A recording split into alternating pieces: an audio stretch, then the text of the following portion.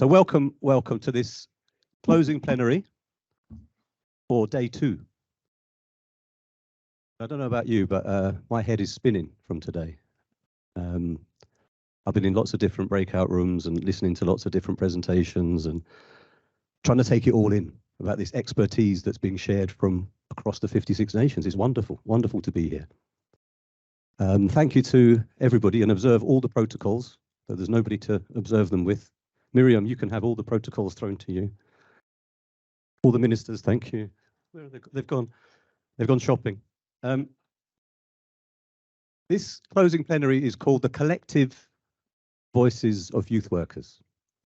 And I should explain who I am really, so you understand why I'm here. My name is Robin Lockhart. I'm based in London, but originally from Zambia. And I run an organisation called Catalyst in Communities in East London, and we do lots of youth and community development type work.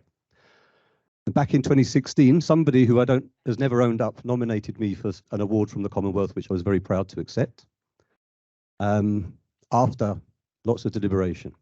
I think we all know what the Commonwealth is, what the Commonwealth was, and that raises some questions for me in my heart and my mind and in my ethos.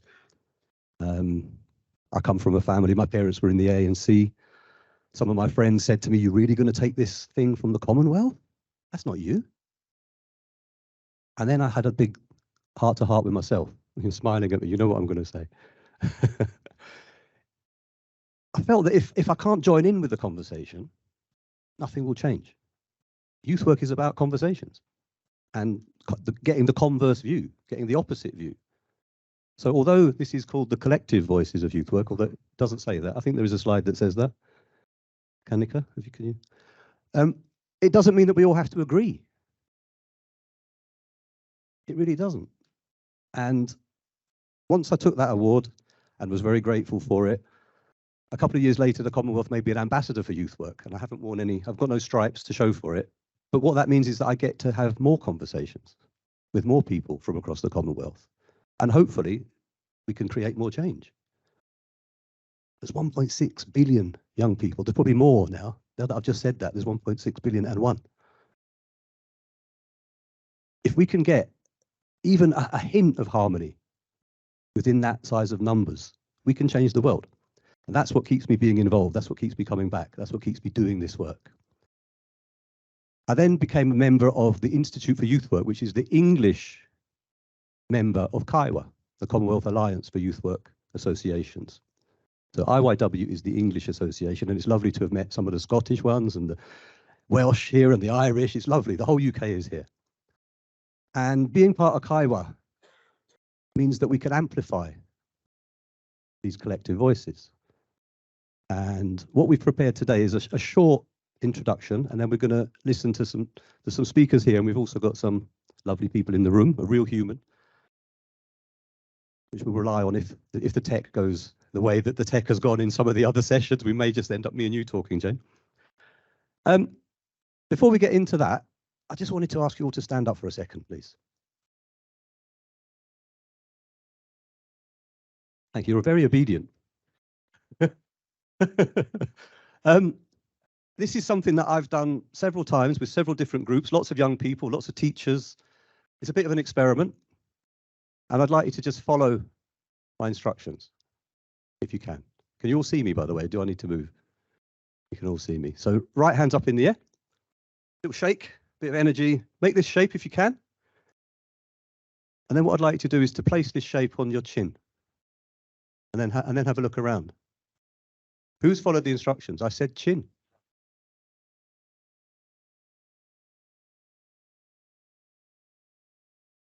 So you're not obedient at all. I was totally wrong. You can sit down. Sorry. That's the end of that demonstration. The reason that one came to mind was that there's been lots of talk today about it's easy to say things, but really and truly it's the doing that matters. People don't really remember what you say to them. They remember how you made them feel and the things that you did. Yeah, your talk yesterday was evidence of that. You're doing amazing things. You're not talking about doing them, you're actually doing them. So all of the members of Kaiwa are practitioners. Some of them are academics and practitioners. Some of them were members of youth groups and have grown through and got educated and continue to work in youth work. It's an activity that needs to grow, as we know, and it is growing in many places. I have the challenge of doing it in England, where we're working against the tide, let's say. I'm putting it mildly. I wanted to just briefly get the speakers, the rest of the panel, to introduce themselves. Oh, blimey. What a big head. Yeah, that's me. I started my life in Zambia, a true Commonwealth baby, and I've ended up living in various places and living in East London, where I honestly believe there's people there from every single Commonwealth nation and more. It's the most diverse part of the planet where I live. It's wonderful. So if we could have the next one. Michael, are you there? Can you hear us? In the spirit of a collective voice, rather than me introducing you, I'd like you to introduce yourself. Yes, thank you, Robin. I hope you can see me in the evening of I can hear you. Nairobi. Yes, can you hear me? Loud and clear. Oh, great. So, good evening, everyone. Sorry for taking your evening, but I'm very grateful to be here. So, my name is Michael Asudi from Kenya. I'm the founder of the Kaiwa member for Kenya, that is Association of Professionals in Youth Workers in Kenya, and also a board member of Organization of Africa Youth. As you can see on the screen, my passion is mainly around really sustainable youth work and also sustainable general development in general, but also issues around policy and good governance, but also keen interest in devolved systems or devolved structures. Thank you. Thank you. And we're going to hear a little bit more from you in a minute. And I was really looking forward to meeting you in person, Michael. It's a shame Michael's visa didn't come through, as happened to quite a few people. Who's next, Kanika? Oh, the amazing Tanya. Tanya, I know you've just finished a session, and here you are back in another session. You've probably introduced yourself to some people in the room already, but if you wouldn't mind doing it again, please. Okay, so I am Tanya Merrick, aka Tanya Global, and it's great to be in the session. I am a professional youth worker, involved in youth work for 20 years approximately or more. And I started out as a young person myself. I'm an author, I'm a mother, and I'm really passionate about youth work as a profession. And I spend a lot of my time training other people who work with young people in whatever capacity to be able to do that well. And I just love what I do while I'm living as who I am. Wow. And I was looking forward to seeing you in the room again, but you're not here either. Thank you, Tanya. We'll hear from you soon. Next. Lots of people, I'm sure, are fully aware of Ashraf and the amazing work she's been doing in India. Ash, please introduce yourself, please. Hi, thank you so much. Hello, everybody. Very, very happy to be here and so sad that we're not there with all of you. Hope you're having a great time. I'm Ashraf and what should I say? I started youth work when I was 24, set up an organization together with some friends and people who were interested in youth leadership. So my first organization that I began and continue to be associated with is Prava. I want to bring two other organizations here. I'm also co-founder of Commutiny, the Youth Collective, and the Vartalip Coalition. We work on the mission, Every Youth Jagrik. Jagrik means self-awakened active citizenship. Every youth Jagrik and every space nurturing Jagrik. That's our mission, that every space must nurture young leaders. And very proud to say that I'm here also as a representative of KEVA. Robin has just shared more about us, and we had a wonderful presentation yesterday about KEVA as well. So you all know KEVA well enough. That's really about me. I really do believe this is a life mission, and my earlier background is human development, and I love working on nature and conservation issues as well. That's me. Looking forward to this conversation. Thank you. Thank you, Ash. And you've done all of that, and you're only 29 now. It's amazing. Congratulations. Please. We have a real live human for you here. Over to you. Kia ora koutou. I'll introduce myself in Te Reo Māori, so the language of Māori first, and then I'll share a little bit about myself in English. So ko waio, ko Rosevere te motu, ko Atlantic te moana, ko Rosevere rawa, ko Roath o Kutupuna. He tangata tiriti ahau, no te upuko o te ika ahau, ko James Intle toku ingoa, no reira, tēnā koutou, tēnā tātou katoa. I've just shared with you a little bit about my ancestry, and I'm very proud of my ancestry because I am currently standing on the land of my ancestors. So my ancestors on my father's side go back to Cornwall in the UK, and on my mother's side to Wales in the UK. Shout out to my sisters from Wales who I met yesterday, and if there are any people from Cornwall or who have ancestors in Cornwall, I would love to talk to you before I go. Like so many of the people in New Zealand, where I am from, I'm trying to understand who I am in the context of my ancestry, actually not knowing a lot about this place. And I'm very, very blessed and privileged that I'll have the chance to travel to Cornwall after this conference. But when I try to look at my ancestors, I think like we all need to, there are some things in our ancestors that we need to look back at and learn from, and that we would never want to repeat. And there are some things with our ancestors that we look back on and we can see in ourselves and our own families, and that we would choose to stand on and we can be proud of. So when I look at my ancestors were very, very hard workers for not a lot of money. And I became a youth worker. My ancestors were connected to the Celtic region and therefore very strong in Celtic spirituality. And my ancestors were people who really did challenge oppression. And those are things that I think are all true for youth work today. I also, in my beginning, I acknowledge that I'm a person who stands on the Treaty of Waitangi, which is one of the founding documents for us in New Zealand, and we'll be looking at some of that a bit later. And I also acknowledge that I live in Wellington, New Zealand, and that I work for an organisation called Arataiohi, and again, I will speak a little bit about that later on as well. What we wanted to do today, because there has been a lot of information, is we wanted to get you talking. One of the things we always do in New Zealand first, whenever we open a space, is we would always get you to connect with each other. So what we'd love you to do is, we'll click to the next slide. We'd like you to turn to the person next to you and let us know, what dog are you today and why? If you're online, friends, please use the chat function. What dog are you today and why? Bearing in mind the dog finding the home, I think we heard about this morning. What dog are you, what number, and why? You have 1 minute to share with your partner. All right, friends, let's come back together. I have heard a lot online. There was a lot of number 5s, I believe. A lot of number 5s. I would say that session after lunch, amazing session, but I felt like dog number 1. Like, honestly, there was so much information that was coming through. But tonight at the party, I'm so going to be dog number 2. So that's my goal. See you on the dance floor. Where are you, Robin? Well, I like to think I'm number 4. but if I'm brave enough to admit it, I think I'm actually number 7 today. I feel a bit frazzled. It's been huge conversations about just the biggest issues on the planet.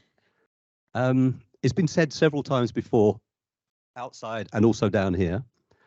And also, I think, to allude to Henry's speech that was so beautifully read, the world is in a place where the work that all of you do, or the work that all of us do, is more important than ever. We've never faced challenges like we're facing now. And the young people that are facing those challenges now are different to young people that have ever been around before. They know more than we've ever known. They have access to information like crazy. I was working with a young man last week in East London who's been arrested for selling something he shouldn't have been selling, that comes in little bags. He's ashamed of his politicians. He told me, he said, they think I'm a criminal. I've seen the news, I know who they are. And how long can these dinosaurs cling on? We're in between. Everybody seems to agree the old system is broken, it isn't functioning. Well, it's functioning very well for 1%. Most people, I think, now agree with that. Those conversations are happening far more openly than ever before. But we haven't yet adopted a new way. We're in an awkward in-between stage. And I want to say thank you to all of you and to the Commonwealth for convening us and NYA for helping, and the conversations that you have with each other, the conversations that you have with your young people are going to speed that process up. And the quicker we hand over to them, the quicker we find new perspectives, new solutions, and hopefully we survive. It's touch and go. So there's been a lot of challenges spoken about, and something that I think youth workers do better than most other professions is, as Howard was alluding to, people give money, organizations give money to address a problem, but we have to turn that into an opportunity. And there's huge opportunities now that exist within the Commonwealth. We can get the Commonwealth countries to really knuckle down, to really make some agreements about some of these big problems. We will change the world. 56 nations, 1.6 billion youth, let alone the rest of those communities. So what we'd like you to do for just a couple of minutes is have a chat with those around you about what you think the common challenges are, and also what you feel the potential solutions may be. Because I think that what we do as youth workers is often young people come to us thinking they're the problem. And they'll often say things, what they said to me is things like, well, I'm here because I did this. I'm here because I sold that thing in the bag. I'm here because I hit that policeman. I'm here because I set fire to that thing. If we're going to create the kind of change that we need, we have to make them know that they're the solution to those problems. Even, I was in a talk earlier about health and well-being, and mental health challenges, well-being problems seems to be one of these common problems, common challenges. It's happening everywhere. But mental health comes from us. And if we can enable people to feel that agency, to be able to choose. Like I could stand here now and feel really nervous, really anxious. Or I can make a choice and go, actually, that feeling in my stomach, that tension in my neck is excitement. We have a choice. So have a quick chat, see if you can come up with a few that you feel you've got in common and a few potential opportunities and solutions, please. A couple of minutes. Okay, let's draw it to a close. Hopefully you found some common solutions. Hopefully you're listening to me now. What have I done? I'll say it off. Are you ready? We're going to hear now, I think, from Ashraf first in India, who's a key member of KEWA. Thanks. Ready? Should I begin? Oh, Yeah. I've got a hand up. Should I begin? Yeah, no, I think so. Okay. But some of them have got some slides. Yeah. I don't know. Can we see the humans when they're presenting as well as their slides? I'll leave that with you. I don't know, is my answer. So hopefully you found some common potential solutions, some opportunities to share practice, to compare notes. And I think for me, that's what these conferences are all about. So Ashraf, over to you. Let's hear what you do to address one of the challenges that you've identified in India. Okay. Thank you so much, Robin and everybody, Jane and Robin, for a great start, and welcome. Ocean drop, and is the slides visible to you all? We're just trying to put you and the slides on the screen. Okay. Because I guess we'll wait for the setup then. 2 seconds.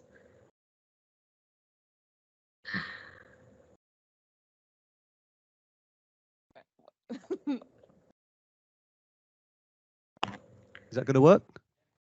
Yeah. You can see the mesh? Yes, Fantastic. I can see the. Fantastic. Yes. Over to you. Thank you so much. So, welcome to Ocean in a Drop.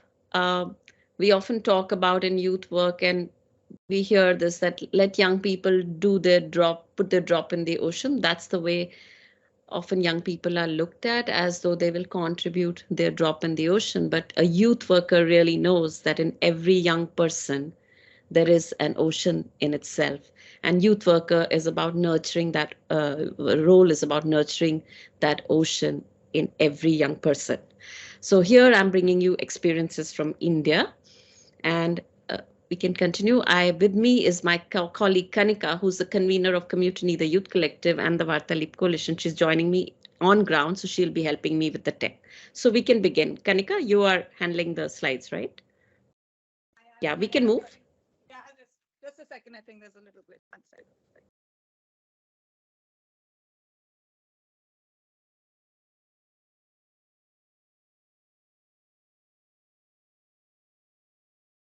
It's. Are we good to go? Yep, yep. Okay. It's fine if you have to switch to another mode where I'm not visible, that's fine. Just do whatever works, yeah? Okay, so whenever we ask this question, wherever it is, whether with young people, youth workers, or any group, if you look at the question, how do young people spend their time? You often get these responses. What you're seeing is what we normally hear. These are the spaces that young people occupy.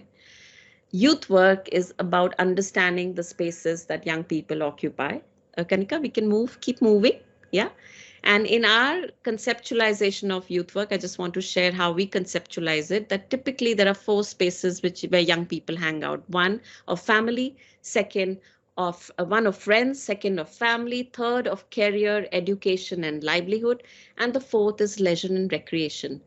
These are the 4 spaces. And if you look at these 4 spaces, typically in hierarchical and patriarchal communities, the rules of these spaces are not set by young people. And therefore, we find that there is another space called the 5th space.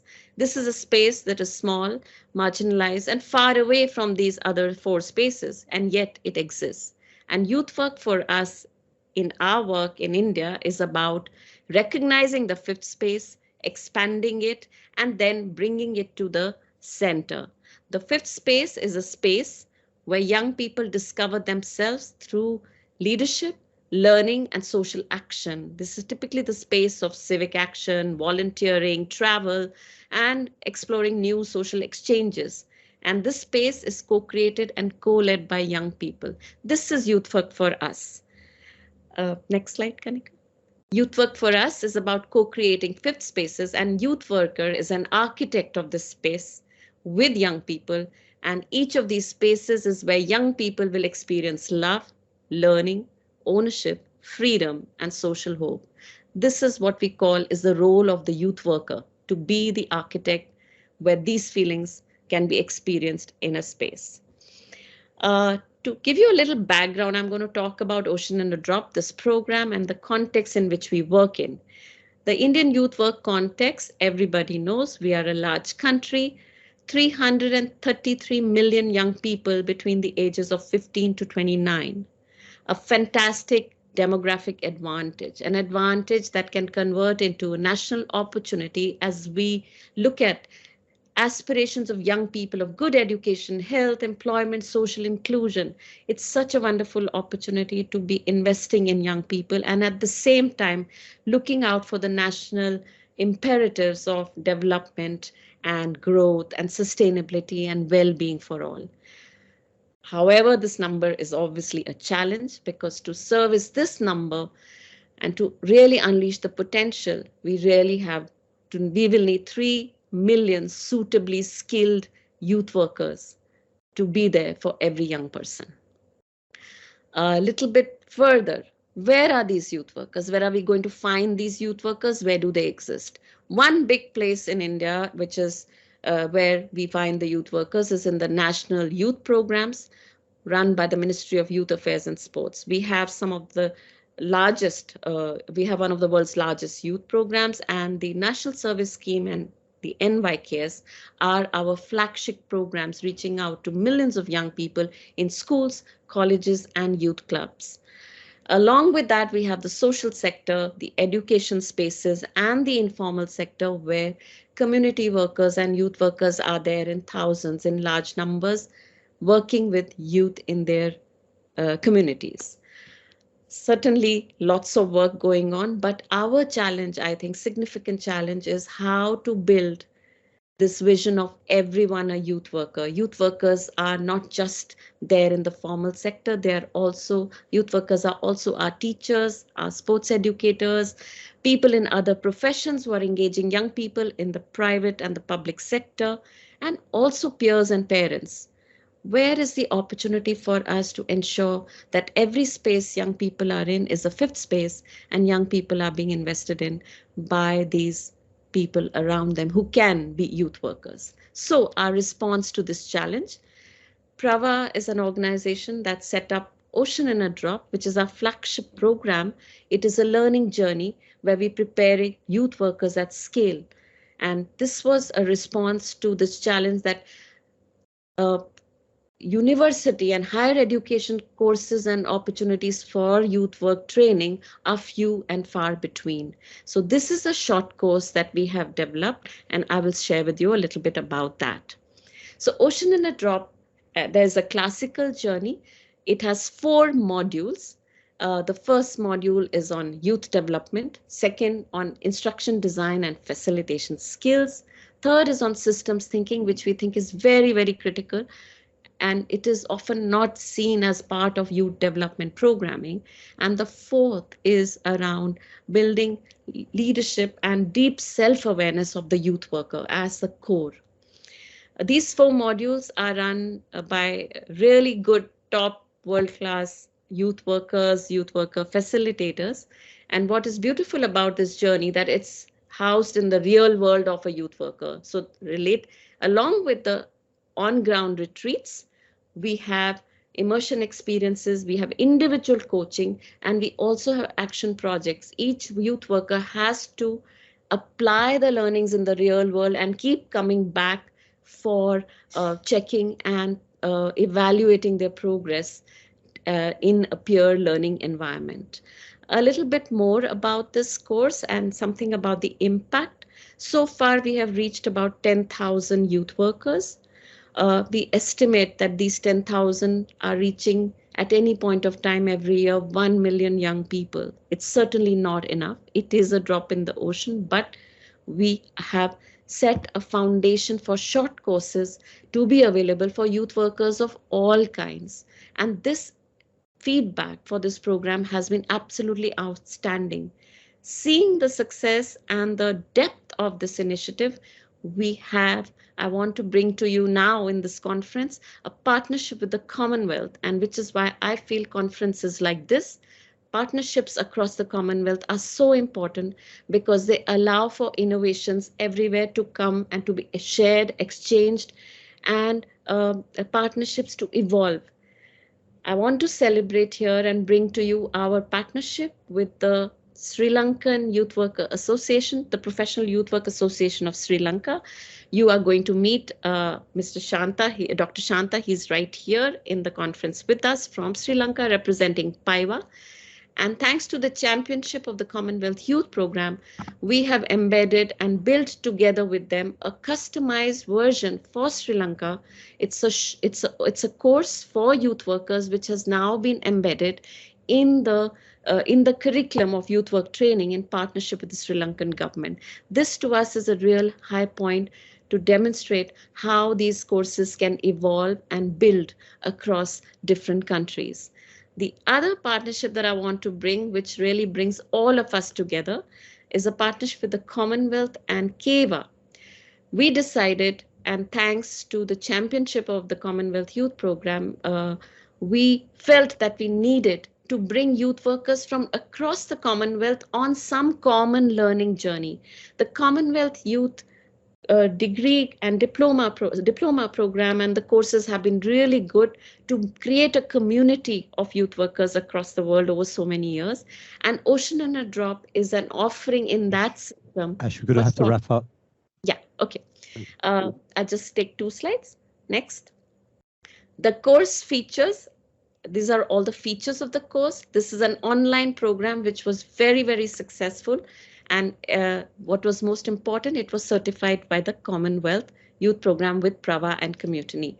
Why I bring to you this course is because, one, we would like and we would love to, we decided this is a pilot, and along with everyone here and Keva and the Commonwealth, we would like to build on this and build many more short courses to establish the youth workers as a community together and make youth work training accessible to everyone.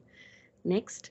Finally, come join Oceanograph Community Commonwealth Journey, and together we can nurture the capacities of youth workers at scale. Thank you. Fantastic. Thank you so much. This is not working anymore. Thank you. Are they all gone? Yes. Thank you, Ash. Yeah, it's back on. Thank That was you. amazing. And we're going to go from Asia now back to the Pacific. Thank you, Robin.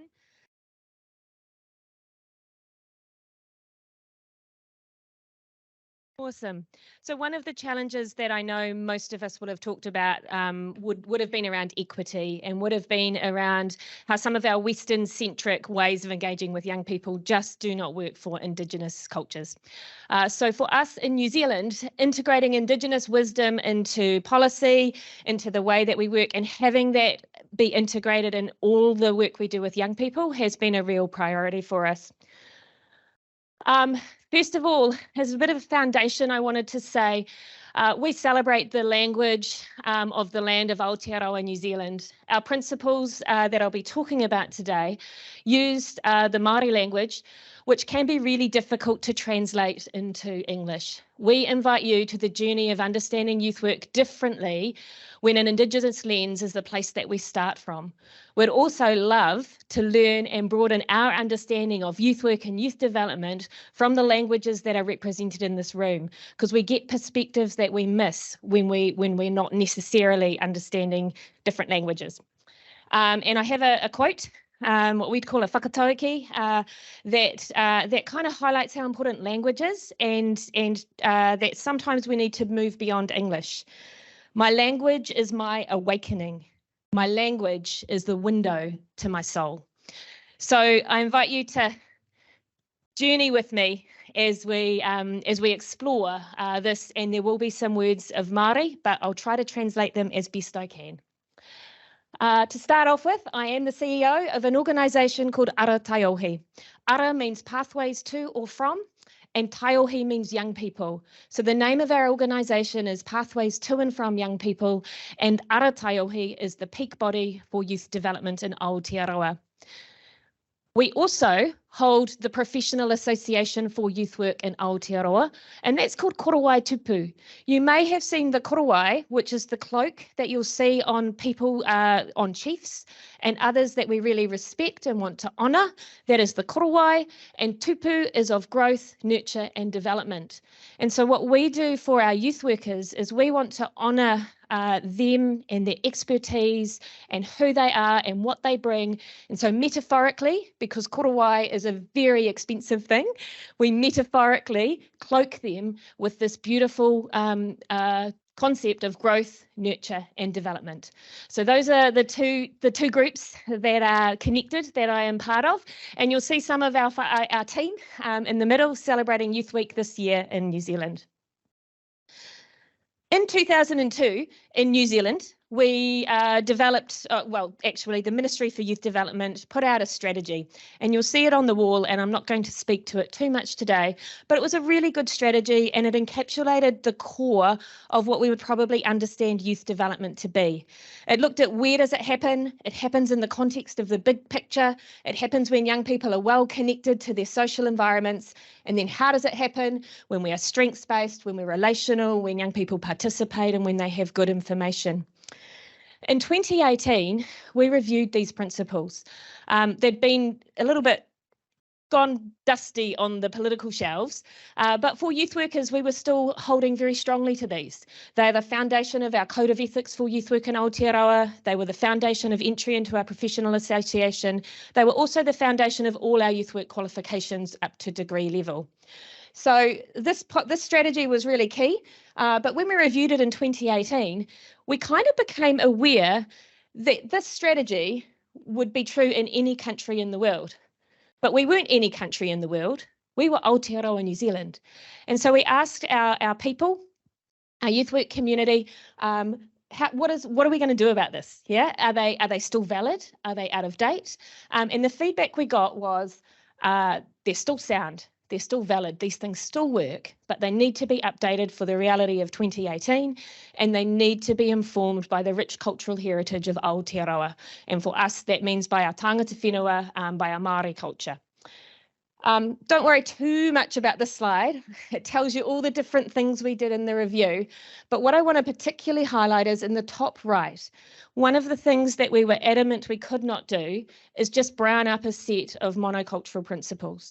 And so what we did is we had Dr. Elizabeth Kerekere, who's currently an MP in our parliament. She developed a Māori framework for us for the review. And it's a four-stranded weave. It's called the Kite Kupenga one. And you'll see the 4 strands there, which I'll share in English. So Māori and our Māori influence. Taiohi is young people. Kaimahi is the people who work with young people, so our youth workers, and mātauranga is the information that we based our principles on. Our previous set of principles were all informed by predominantly North American research and literature. Nothing wrong with North American research and literature, but we in the previous 20 years had so much Aotearoa Pacific-based research and literature into positive youth development. We did a literature review to gather that so it could inform our principles. As a result, we came up with a set of principles that we call mana taiohi. Mana is the authority we inherit at birth and we accrue over our lifetime. It determines the right of a young person to have agency in their lives and the decisions that affect them. Enhancing the mana of young people means recognising what is right with them as well as the reality of their world. Young people are supported to have a voice, work to their strengths and step into leadership. The strength-based approach is core to a young person's well-being and is fully realised when each of the principles is embraced. As such, mana is the overarching principle, and the following 8 principles have 2 sections. The first, we start by honouring the mana that a young person carries, honouring their authority, honouring the essence of who they are. The second 4 look at how youth development can enhance that mana. I don't have time today to take you through all the principles, but what I wanted to do, I'll flick over that. What I wanted to do was highlight the ones that came through because we were informed by Te Ao Māori, the ones that were not present in our previous set of principles. The first over here looks at Mauri taiohi. Mauri o te taiohi. Mauri is like the life spark. Yeah, the principle actually says with young people, we fuel the Mauri, the life spark, and looking to I'm not going to do it right, but it relates to identity, which of course would have come through from another concept. But the idea that there's this beautiful life spark that is so of the essence of the young person came through very strongly in our engagement. The second one is whakapapa taiohi. And again, this was non-existent in what we had previously. I've put the word ancestry up there. When I introduced myself today, I was sharing with you some of my whakapapa. My whakapapa is everything that has been before me and is what brings me to this moment in time and is what I stand on today. So when we are honouring the mana of young people, we are looking at everything that has been before them. Yeah. And the third one that didn't come through previously was manaakitanga. And that translates around this deep essence of care and nurturing of well-being that we have for young people. None of these were in our previous principles. Last thing I'm going to say is that the one that caused us the most challenge, the one that was very difficult for us to land on when we were informed by Te Ao Māori was youth participation, which is the thing we've spoken about today in so much depth, in so much detail. What we found is that when we were trying to understand youth participation from a Te Ao Māori worldview, we realised that a lot of the way we frame and understand youth participation is very individualistic. If you look at the UN Convention on the Rights of the Child, in Article 12, the right of a child to have a say in things that affect them, it's a really individualistic framing. Yeah, my right to have a say in things that affect me. When we were informed by Te Ao Māori, we all agreed that's important, but we needed to do that from a collective worldview. The framing we landed with is whai wāhitanga. It translates around the idea of supporting a young person to take their place or to chase their place.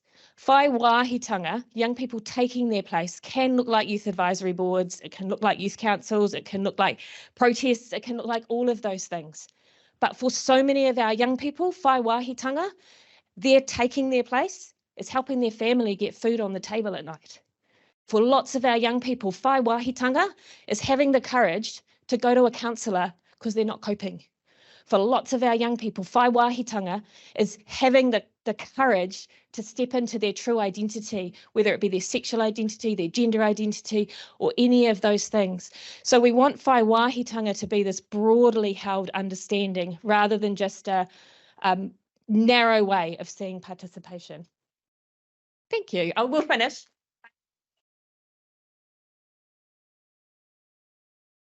Thank you. That was lovely.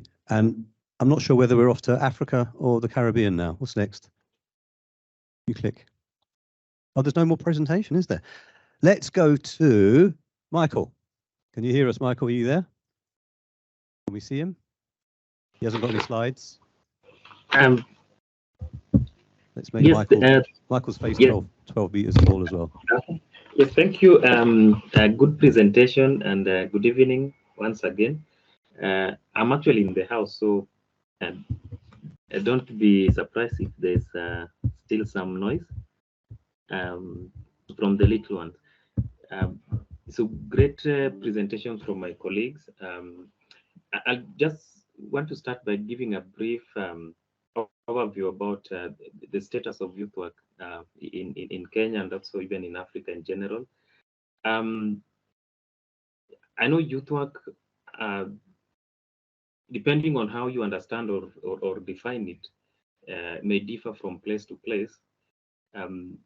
And the way it is also developed in, for example, in the UK will be different from the way it has evolved and also developed in Africa.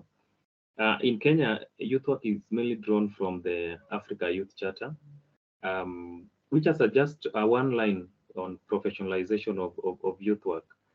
And when you come down, also the East African Youth Policy also has just a small definition of youth work, but also calls for professionalization. Now, in 2019, Kenya was looking at reviewing its Michael, sorry to interrupt you, brother. Can you tilt your camera slightly? We can only see your chin. Other way. Yay! Is it better? Thank you for that little. Perfect. Okay, is that better? Hello, Robin. Is it okay? Good. Carry Hello? on. Sorry. Yeah. Can you hear me? Loud and clear. Carry on. Oh, okay. Okay. Thank you. So I was giving a brief overview of youth work and how it has evolved in Africa. So in Kenya in 2019, we had a chance to review the youth policy, and it was one of the most difficult moments for us to explain to the policymakers what youth work professionalization means and entails. So in the first draft, we had no definition of youth work or inclusion of youth work. And we had to hold a meeting, even with the permanent secretary then, to explain what it is. In the second draft, it was there. Third draft, it was removed. And the fourth draft, we only had a definition of youth work and then recognition of youth work professionalization. So we just had around 2-3 lines in the current Kenyan youth development policy. So the main fear was that for the decision makers, that if we have this in the policy, it means the current government youth officers will be forced to go back to school to learn about youth work. So that gives a small status of youth work as it is. So from there, we registered an association with the support of Kaiwa and also the CYP grant. And through the association, we managed to have a memorandum of understanding with the National Youth Council to really look at how to promote youth work in a small way with the resources that we had. And from that, we had a discussion with the practitioners on really what would youth work means in the Kenyan context.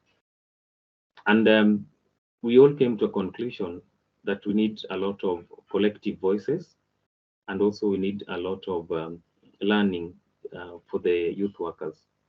And then back 2017, I was leading a campaign in Kenya funded by CIF called Activate. So this was looking at really what do young people prioritize in the run-up to the 2017 elections. And again, currently, we are also running a certain campaign called 1.8 billion.org. It's online, it's still running. It's coordinated by WHO and PMNCH. Currently, we've collected around 30,000 voices from adolescents and youth in Kenya. So I really want to have my presentation look at the issues of young people and also issues of youth workers in the African context. So from those voices that we collected from 2017 to date, we have some emerging themes on really what really the priorities of young people are, or the challenges that are currently facing. So one, it's good my colleague talked about participation as a key issue facing most young people in Kenya currently. In as much as the environment allows, but really the participation level favors the most organized and the most connected young people. The other issue that we've come across is the huge problem of unemployment. And again, COVID-19 made a big, really negative impact on that. And then an emerging area again is on mental health of young people. So these are some of the three top common issues, and we see as a common trend currently facing most of these young people. So really, how have we intervened to address some of these issues? We've seen a lot of funding currently in Africa for youth programs, but the challenge is most of them are really short-term based, and then they're also looking at the priorities of the donors at that time, but really not addressing some of the root challenges that young people face. We also of coordination among sectors. We have good programmings in agriculture, for example, in education, but from our evidence, most of the challenges that young people face could also be linked to another sector. And that brings to one of my really recommendation for this conference is how do we ensure that we have a common outcome or indicator for a Commonwealth young person. What is that indicator? That means a Commonwealth young person well-being is catered for. And I think this conference can really do good justice if we have that as one of the key outcomes. What really is an indicator of a development outcome for a Commonwealth young person or a Commonwealth youth program? So to address these challenges of young people, it means we have to invest in youth workers and also in youth work. And as I mentioned, in Africa, we still have a challenge of recognition of youth work and its place. It's actually pretty easy to register an organization in Kenya, for example, to start working with young people. And just that is it. It means we don't have still systems. We also don't have strong accountability mechanisms and even codes of ethics. We have this discussion with the National Youth Council, and it's also like news to some of these decision makers. So Africa really needs still investment around, yes, promoting the voices of youth workers, but we need some of the basics around recognition of youth work, and then investment also around collective learning of youth workers. And this can cut across, for example, even what Ash presented.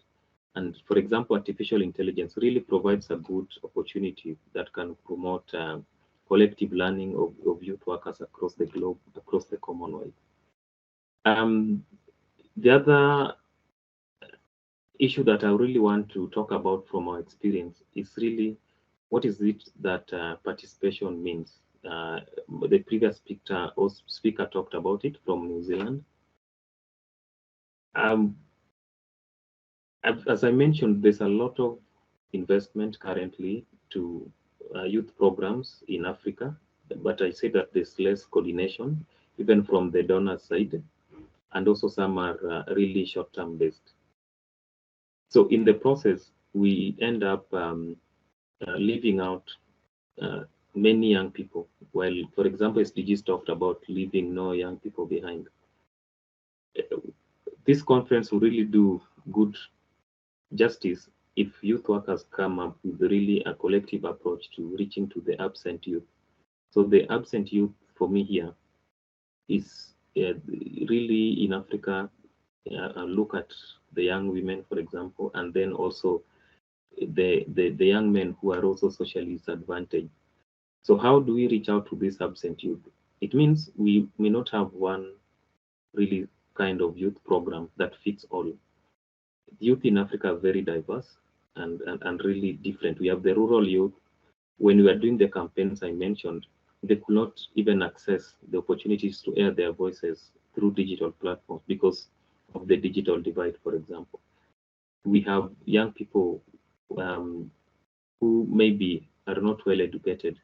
We also have those with disability, for example. We have those who get married at an early stage. So this conference will really look at how do we ensure that the absent youth, the absent Commonwealth youth is reached, and the strategy to use is actually promoting. Michael, I'm so sorry to cut into you. I know you're mid-flow. Yes. We're going to run out of time. We've still got Tanya to come, but thank you so much, Michael. Sorry to cut into you. Thank you. Well done. If we can switch over to Tanya, that would be fantastic. Okay. Tanya, I hope you appreciated the rest after your previous session. Thank you for your patience. Over to you. All right. So I was really into Michael's questions and some of the things that he was posing. I have a video to show. I don't know if do we have access to that, Robin? I don't know why you're asking me. You're the moderator. Have we got access to Tanya's video? Can you give Tanya control? Can you play it from there, Tanya? I can. You're a presenter. You should be able to share your screen. Yes, because I sent the presentation in. I don't know why it's not. I don't think it's in the slide deck. It's not there. Can you share your screen? I'm not so familiar with Teams, but I will look and see if I am able to share. Yes. If you could you put a link to it in the chat? Good idea. Okay, hold on. I'm getting there. Okay. All right. Are you seeing it now? Hold on one more. Oh, that looks promising. That's very good.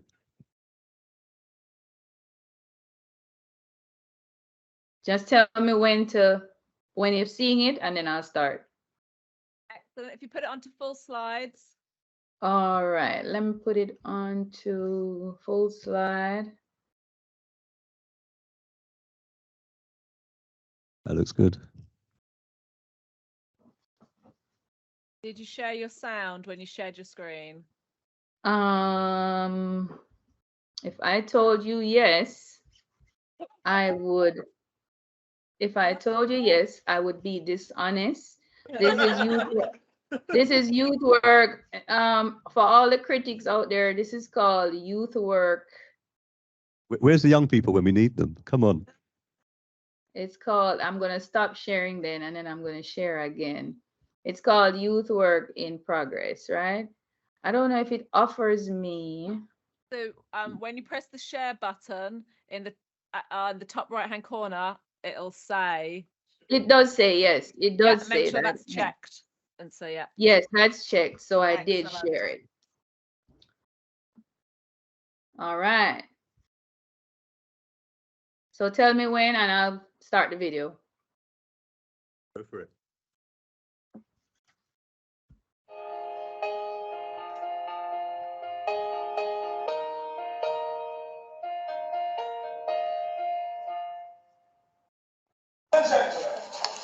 I stand before you today representing the unrepresented.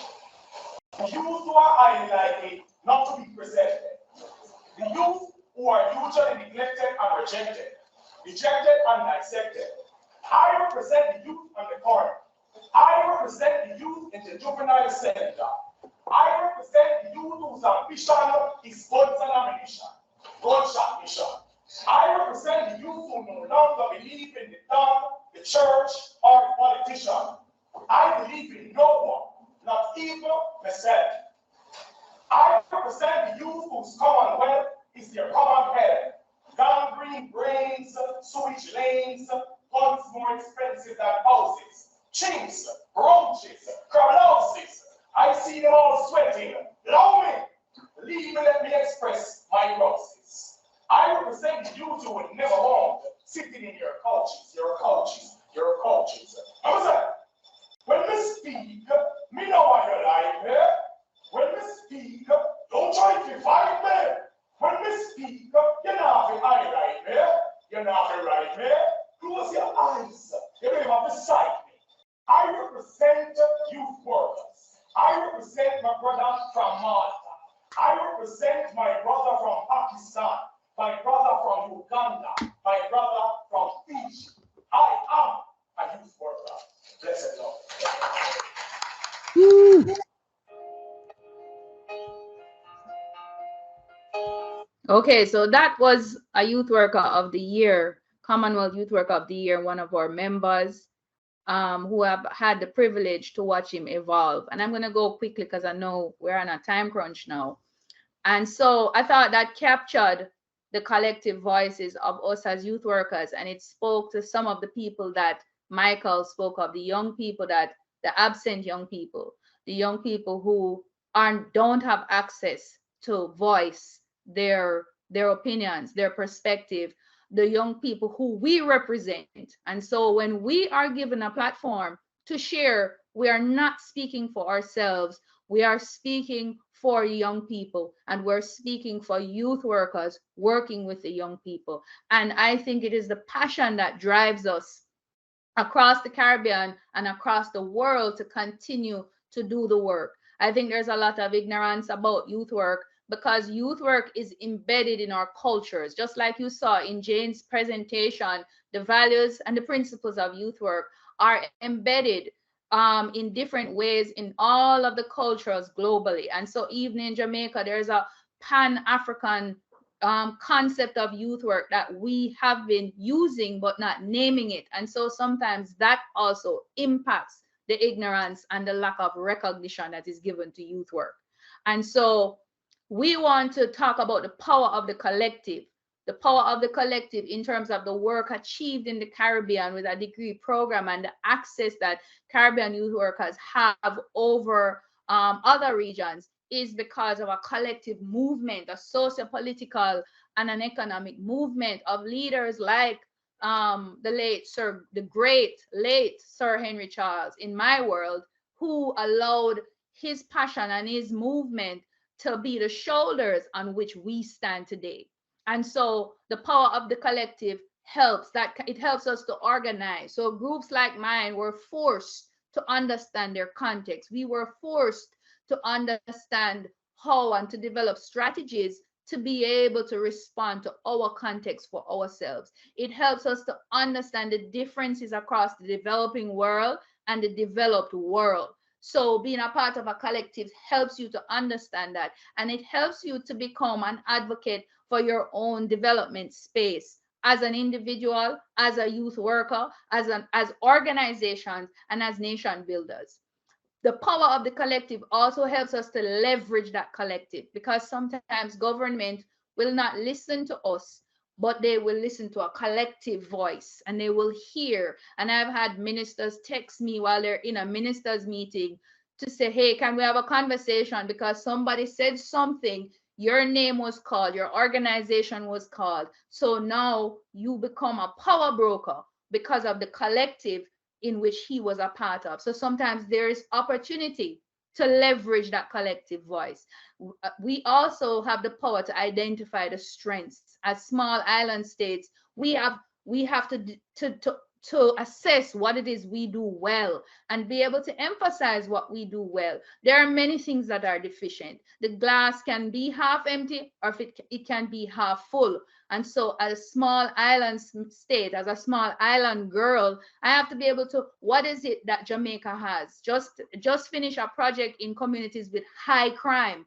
And when we went through what it is they had, they identified so many positives about their community. They realized that they really didn't want to leave their communities. Their communities had so much to offer. So sometimes it's a change in perspective to present ourselves as beneficiaries or as partners in a process. The power of the collective also, it encourages us as an association. When we wanted to give up, when we wanted to stop, when the demands were so much, when the resources were scarce, we had lessons from India, lessons from other places that encouraged us, lessons from within Africa with people with less doing, and it encouraged and inspired us to continue. It also gives us access to grant funding, because now we are able to access those kind of grants. So we got a grant from the KWA, from CYP through KWA, to be able to build our capacity as an association to continue to do better work. We also get opportunities to learn from our grassroots all across the world. So we have an India link up that we started, where we can learn from the lessons of India. India can learn from us, and we can grow our bodies of knowledge in our own local context. What have we also gotten? We've gotten to use the embodiment of KWA in engagement with our governments. We've gotten to use the mission of KWA to reinvigorate youth work in the Caribbean. So my conclusion, every country and its region has a different context. So you have to know your context.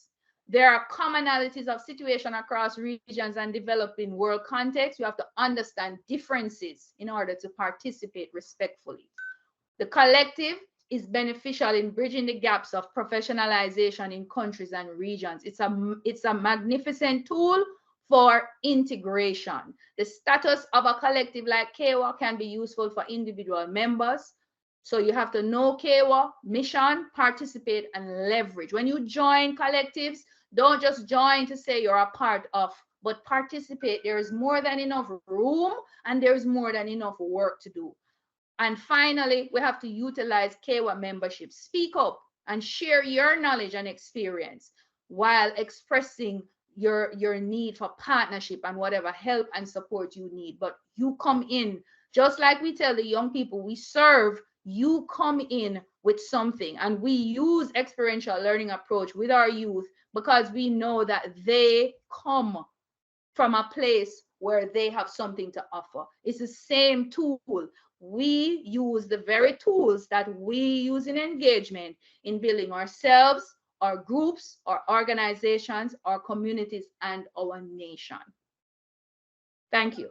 Thank you, Tanya. Woo.